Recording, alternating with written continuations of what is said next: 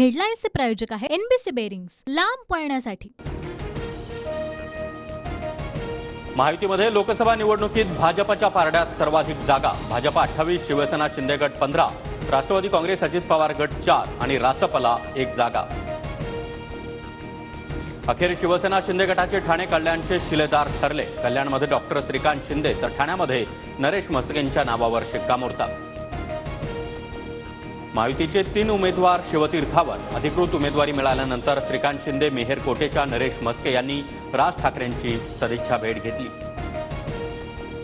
किरण सामंतांच्या कार्यालयावरील मंत्री उदय सामंत यांचे फोटो आणि बॅनर्स हटवले। रत्नागिरी सिंधुदुर्गच्या जागेवर उमेदवारी न दिल्यानं किरण सामंत नाराज असल्याची चर्चा।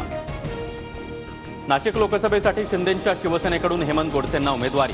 ठाकरे गटाच्या राजाभाऊ वाजे यांच्याविरुद्ध हेमंत गोडसेंना तिकीट। शिवसेनेच्या हेमंत गोडसेंना उमेदवारी मिळाल्यानंतर महायुतीमध्ये नाराजी नाट्य। भाजपकडून नाशिकसाठी इच्छुक असलेले दिनकर पाटील नाराज, तर शांतिगिरी महाराज निवडणूक लढण्यावर ठाम। पालघरची जागा भाजपच्या वाट्याला। पालघरमध्ये भाजप उमेदवार जाहीर करेल। भाजप प्रदेशाध्यक्ष चंद्रशेखर बावनकुळेंची माहिती। संजय निरुपम यांचा 2 दिवसात शिंदेंच्या शिवसेनेमध्ये पक्षप्रवेश। शिवसेनेच्या उमेदवारांना विजय करण्यासाठी प्रचार करणार। मुख्यमंत्री शिंदेंच्या भेटीनंतर निरुपम यांची प्रतिक्रिया। भाजपनं किरीट सोमय्या यांना घोटाळेबाजांचा प्रचार प्रमुख करावं। वायकर, यामिनी जाधव यांच्या उमेदवारीवरून अनिल परब यांची खोचक टीका।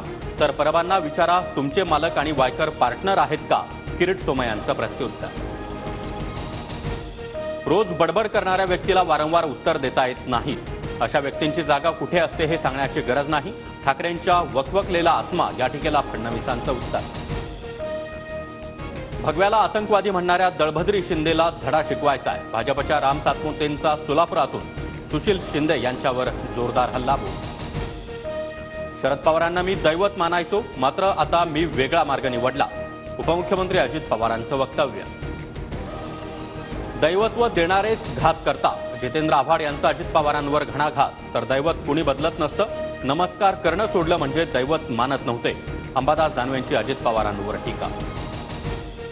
ईडीची नोटीस आली की अजितदादांनी दैवत बदललं। संजय राऊतांचा अजित पवार यांच्यावर हल्लाबोल।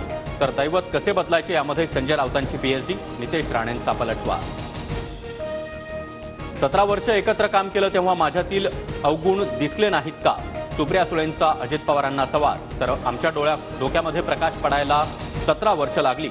अजित पवारांचंही सुळेंना उत्तर। TV9 मराठीला पंतप्रधान नरेंद्र मोदींची 2024 मधील सर्वात मोठी महामुलाखत। संपादक उमेश कुमावतांचे मोदींना सवाल।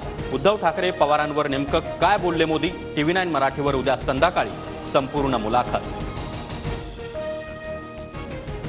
हेडलाईन्सचे प्रायोजक आहे एनबीसी बेरिंग्स, लांब पळण्यासाठी।